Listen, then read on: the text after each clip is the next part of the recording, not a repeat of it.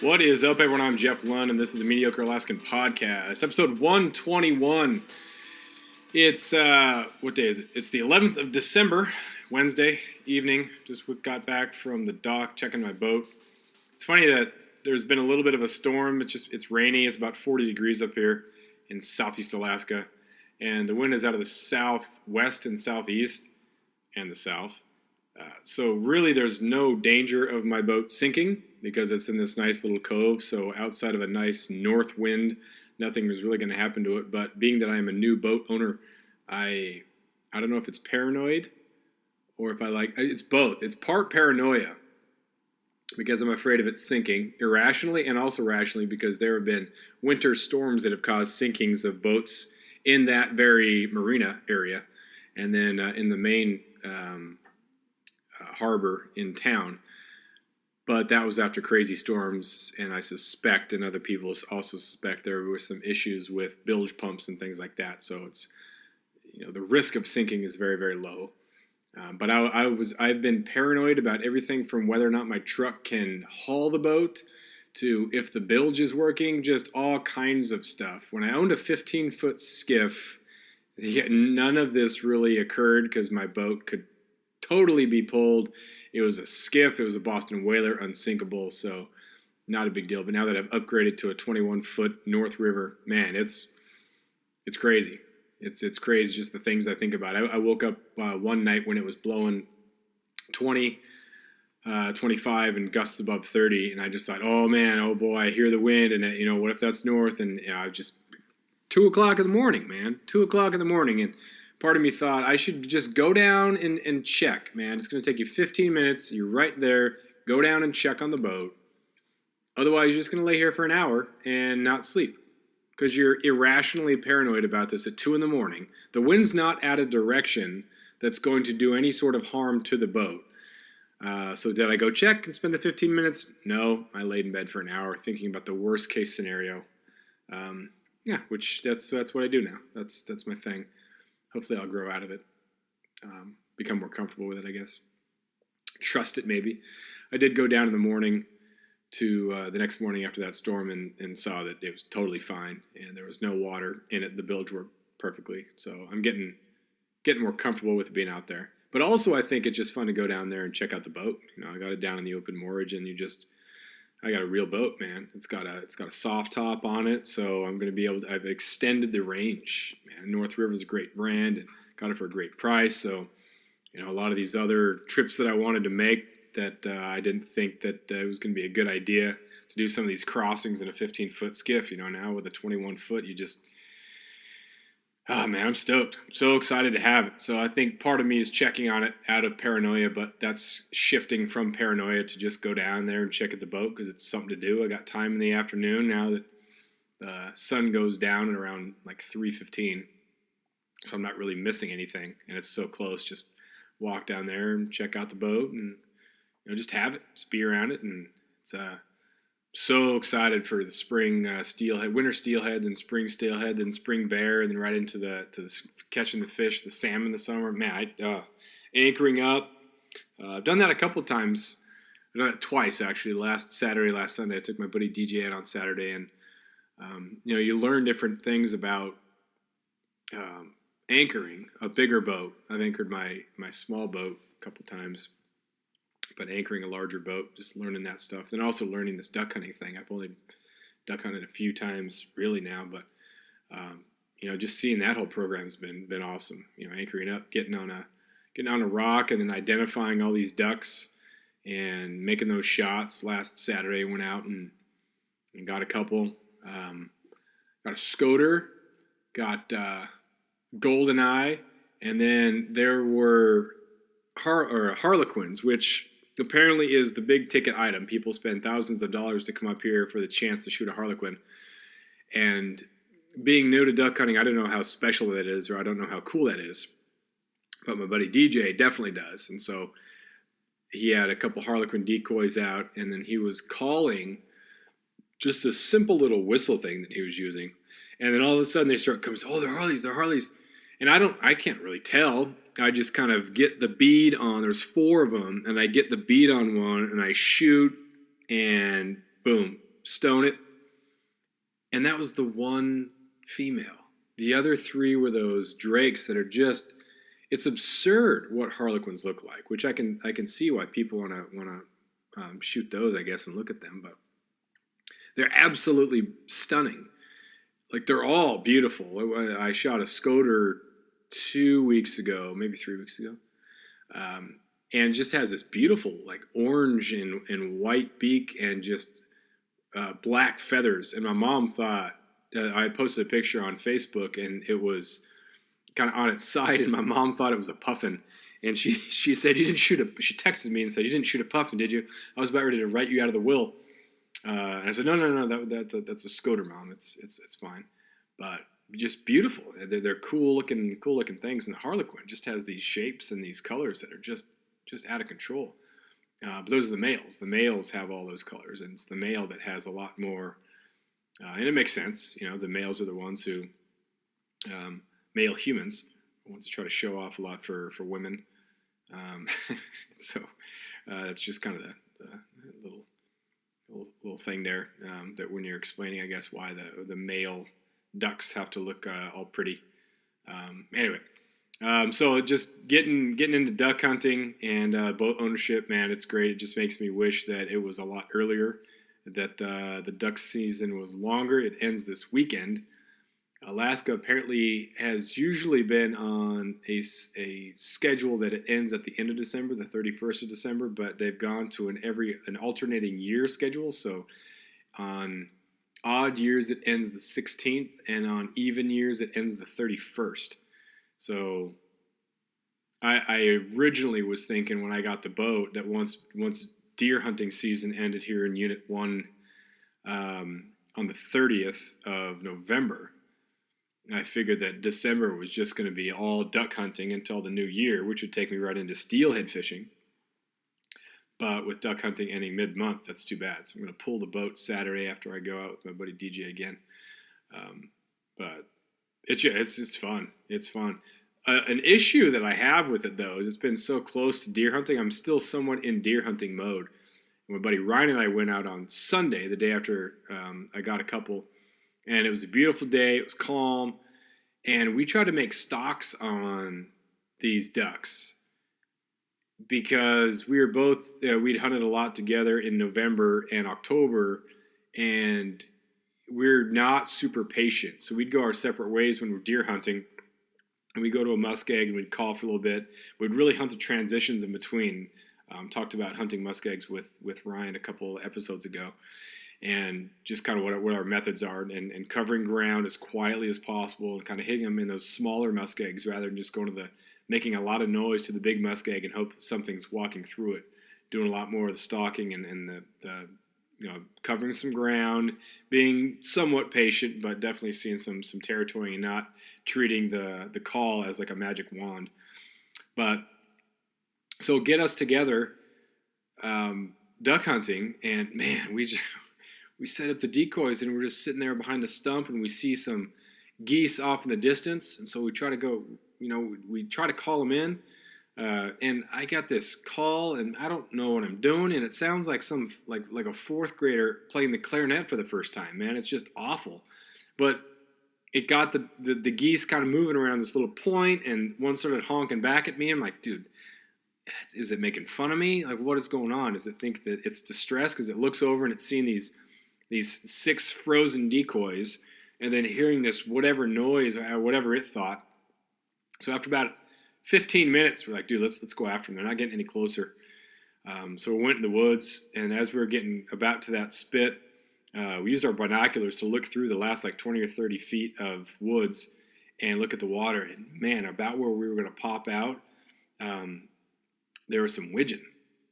And I had blown a stalk when I was out the previous week with my buddy DJ on some widgeon, trying to get close. And you can't shoot through the woods because you're spraying BBs, right? So you have to get totally out of the woods so that you have a clear shot of these things. But when the water or the tide is up and there's only about 15, 20 feet between the edge of the tree line and the water, you're not going to be able to emerge out into that So you're trying to sneak and just get out so we can get a clear shot, and then when they take off, take them.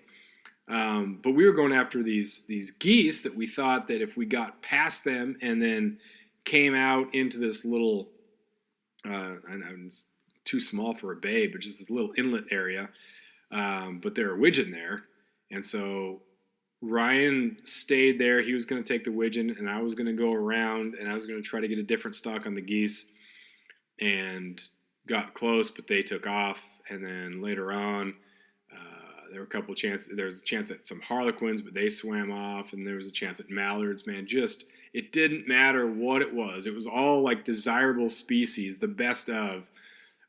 And we just spooked them all in these stalks because there was something between us and the ones we were going for, or they just got nervous and took off, or whatever it was. But man, it's just so much fun, man. And I think the key is to do exactly what we were not doing, and that is to set out your decoys, call them in, and just be patient. Move as little as possible. But man, it was funny. And you take those moments when you don't know what you're doing and you're figuring it out. And at some level, you're doing the wrong thing, but you're not exactly sure, or you're pretty sure what you should be doing. But I don't know. It's still exciting. It's still fun to do those things and just learn it and know you're going to make these mistakes. Sometimes you're kind of doing it on purpose. But it just feels like there's a chance, man. You got 15 geese on the shore. Like, dude, it's not like one deer that's going to run off, man. Like there's 15 of these things, and all I got to do is get kind of close and then just emerge. And when they take off, take one. Same thing, you see 4 or 5 mallards, but it ends up being 8 or 10. It just seems like it shouldn't be that difficult of a thing to walk through the woods, sneak up, get pretty close, emerge at a spot that by the time they spook a takeoff, you can get a shot. But that does not happen. It's comical, but just a lot of fun, man. Just a different element of Alaska that I haven't done yet, and it just makes it even that much more overwhelming. That totally caught up in the fishing, and then totally caught up in deer hunting, and now duck hunting, and that's going to lead me right into steelhead season, which steelhead season is heating up. And then it goes right into spring black bear. And then there's never a month or even part of a month that there's not something to pursue up here. Some months are more crazy than others. Like August is insane with fishing and with hunting. September can be really good and busy. October, end of fishing, end of tourism season, but hunting really ratchets up. And it's crazy. Don't move here. But stay wherever you're at. But if you don't mind the sun setting at 3:15, then it's pretty good. It's pretty good. And when you've seen other things, it's comparing that lifestyle to others. And I think growing up here has made it easier for me to readjust to it because I grew up in used to the rain, used to the darkness, and so it's a lot easier to compare. And then say that I'd rather take the darkness and I'd take the rain over traffic and a lot of that nonsense. After years of fine print contracts and getting ripped off by big wireless providers, if we've learned anything, it's that there's always a catch. So when I first heard that Mint Mobile offers premium wireless starting at just $15 a month, I thought, what's the catch? But after talking to them and using their service, it all made sense. There isn't one. Mint Mobile's secret sauce is that they're the first company to sell wireless service online only. They cut out the cost of retail stores and pass those sweet savings directly to you. For anyone who hates their phone bill, Mint Mobile offers premium wireless for just $15 a month. I was hesitant about having to get a new phone and a new phone number, but with Mint, you can use your own phone with any Mint Mobile plan and keep your same phone and your same phone number along with all of your existing contacts. Mint Mobile gives you the best rate whether you're buying for one or for a family, and at Mint, families start at 2 lines. All plans come with unlimited talk and text plus high-speed data delivered on the nation's largest 5G network. Switch to Mint Mobile and get premium wireless service starting at just $15 a month. To get your new wireless plan for just $15 a month and to get the plan shipped to your door for free, go to mintmobile.com/waypoint. That is mintmobile.com/waypoint. Cut your wireless bill to $15 a month at mintmobile.com/waypoint. So there you go. Speaking of comparison, man, gosh, I tell you that teaching science fiction lit is kind of tough on the old brain, but it's really easy to make connections. I'm teaching 1984 in my science fiction lit class, and drawing the parallels to contemporary society is it's just so easy, man. I mean, it's not the same, of course, and I'm not one who tells students if I'm a Democrat, Republican, liberal, conservative, whatever. It doesn't matter. It only matters what they think, and if they know, they know why they believe what they believe. They don't need some teacher telling them what to believe or trying to indoctrinate them or whatever. But you try to make some connections to get them to the literature, because it's pretty intense. But the 2 minutes hate in 1984. That's like Twitter, man. That's just we've weaponized, and people just go in there to get angry, and it's just get this aggression out as if this person has never done anything wrong, and this idea of canceling people because of the one thing that they did wrong. And who are you, right? You're going to say that you've never done anything stupid, right? We have all done things that are ridiculous and terrible. It doesn't make it right. It doesn't make it okay. We should normalize it. But this whole idea that we're going to try to socially engineer some sort of morality by just demanding it and canceling people, like, is there no shot for redemption, right? In this cancel culture, are we eliminating the opportunity and the ability to redeem and grow as a person from who you were when you were 16 or who you were when you were 18? It's kind of scary. It's kind of scary. And then, politically, you're trying to get these people, knowing that there's going to be so much noise and so much vile stuff that's online. You have to recruit these people and inspire them, knowing that they're not necessarily going to read and compare stuff. They're just going to latch onto the stuff that's the most emotionally charged and agrees with their worldview the best. You got to just cater to that, and that's why it's so polarized. It's not. I don't blame the politicians for that. I blame us as consumers. I blame us as voters, because that's what we want. We want true Republicans who never vote with Democrats. We want true Democrats that never vote with Republicans, and it's crazy. So we got to the part in 1984 where Winston's reading Goldstein's book, and in Goldstein's book, Goldstein writes, it's a book within a book, so if you haven't read 1984, read it. Also read Fahrenheit 451. Those are read those things, man. That'll do it. But this is like a history lesson within the book, and it makes total sense. This is from the second part 2 of 1984. The aim of the high is to remain where they are. The aim of the middle is to change places with the high. The aim of the low, when they have an aim, for it is an abiding characteristic of the low that they are too much crushed by drudgery to be anything more than intermittently conscious of anything outside their daily lives, is to abolish all distinctions and create a society in which all men shall be equal. So the high is to remain where they are, the middle is to change places with the high, and the low, because they don't usually have an aim, and I'm not quoting anymore, but the low tend to be so consumed with basic survival. They're always cold, they're always starving, so they don't have the ability, they don't have the energy, they don't have the freedom to be able to think about things such as revolt unless they get whipped up to it by someone else. So going back to the book here, open quote, for long periods the high seem to be securely in power, but sooner or later there always comes a moment when they lose either their belief in themselves or their capacity to govern efficiently, or both. They are then overthrown by the middle, who enlist the low on their side by pretending to them that they are fighting for liberty and justice. As soon as they have reached their objective, the middle thrusts the low back to their old position of servitude and themselves become the high. Presently, the new middle splits off from one of the other groups, or from both of them, and the struggle begins over again. Of the three groups, only the low are never even temporarily successful in achieving their aims. So throughout history, when you have these revolt, again, end quote, you're making connections. I'm making connections with the kids about, the history of revolutions and whatnot. And oftentimes you have people who revolt, overthrow the country, and then for the common person, it ends up not being any better than it was before. The people who enlisted those people to overthrow, some of those people end up being, chummy or having their situation improve, but oftentimes it does not improve whatsoever.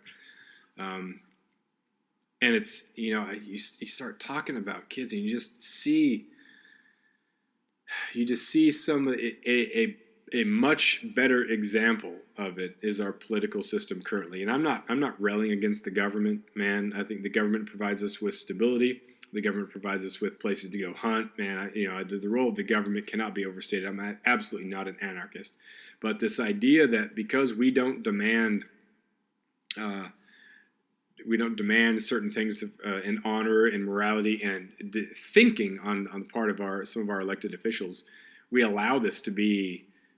We allow some of us ourselves to be used by the middle or the high, for our vote, right? We don't make it tough. We're just being used. We're being promised things or threatened of things just to get our vote, and then our condition doesn't really improve, right? This person gets elected, they get more power, but what do we get, right? And it's that idea that you can't do this without me, right? You don't have control. We need this, otherwise your life is going to be totally destroyed. But I think when it comes to most of us, people who are in control of their own attitude towards their conditions, they're the ones that end up kind of being the happiest, right? And making a lot of themselves. I've seen a lot of students from varying backgrounds. I've had homeless kids who, end up getting, A's in my class, 3.8, 4.0 GPAs, from all different demographics, from, African-American, Hispanic, white, like all different backgrounds, people that have been able to do that. So I'm not going to get into, the fixed system and white privilege and all that sort of stuff, but just this, there's a danger in some victimhood and believing that someone in a suit in Washington, D.C. is going to be able to fix all the problems. There are things that can be addressed and should be addressed by our elected officials without question. Absolutely true for sure. But there's an individual responsibility that we have to take part in, right? And so, what can I do to make things better around me? What can I do for the people around me? As far as being a good citizen, being nice to people, lifting people up, treating people the way they should be treated, right? It's not just up for the government to make these changes. I've got to live it out in my daily life. And so it reflects, and it's in the way that I see things, in the way that I live. People can see that unity and being around people like that's me acting it out, right? That's not going to happen. People aren't going to be nice to other people because someone else is elected or because someone tweeted something on Twitter. That was redundant.